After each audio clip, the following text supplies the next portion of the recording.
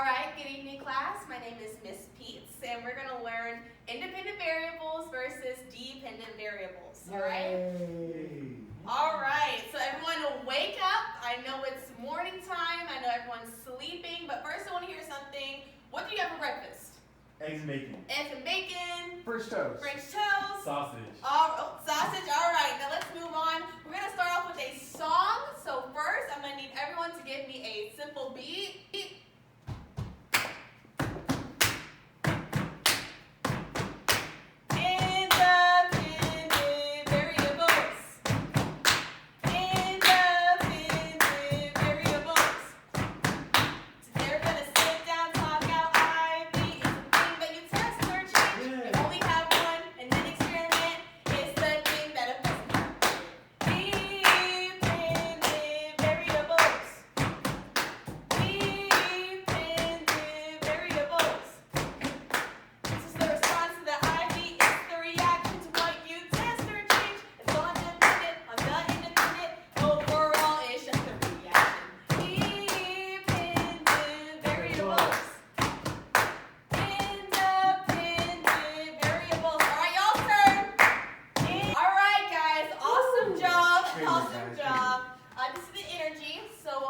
Now we're going to talk about what an independent variable is, all right, guys? So make sure you guys copy this down. It might be on the test, all right?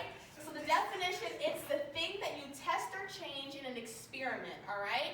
And there's only one. So let's just give a quick example, right? So if I have a plant, right, 2 plants, and I change the amount of fertilizer that I give to each plant, we're going to see what the growth of that plant is.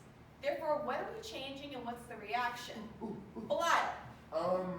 It seems like we're changing the amount of fertilizer. Does that make the fertilizer the independent variable? Yes, Belial, that makes the fertilizer the independent variable. And again, we only have one independent variable because if we change 2 different things like the amount of fertilizer, the amount of water, and then we get the reaction of the plant, then we can't find the correlation as to was it the fertilizer that caused the growth of the plant or was it the water that caused the growth of the plant? So that's why we only have one. So let's move on now to dependent variables, okay? So again, copy this down for the test. These are the things that you measure in response to what you test or change. So let's go back to our previous example, all right? So we have 2 drops of fertilizer on plant A and 3 drops of fertilizer on plant B. Plant A grows 5 centimeters, but plant B grows 6 centimeters. So what did we change in that experiment? Jamie.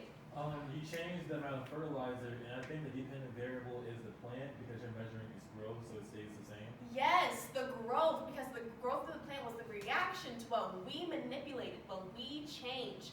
Great job, Jaden. All right, let's move on. Now, this is example number 1. I'm going to get the first example. We already kind of went over this, but just to reiterate, the first plant, we did 5 drops of fertilizer. Second plant, 2 drops of fertilizer. Now, as you can see, plant 2, not looking good. Plant 1 is growing very healthy. My bad, y'all. Now, as you can see, we changed the amount of fertilizer given to each plant. And the reaction was the plant growth. So now I'm going to move on. I'm going to have somebody give me an example. It might be a bonus point. So let's go. Who wants to come up? I want participation. Belial, let's go. Yay. All right, Belial. Now this is how much water did Kim Kardashian drink before her run, and then how far she ran. So what did we manipulate, and what was the reaction to that manipulation?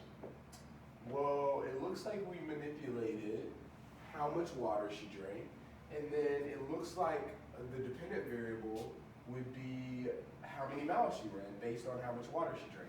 All right, bonus points. Thank you, Belial. All right. That's fine. Okay. Let me skip down.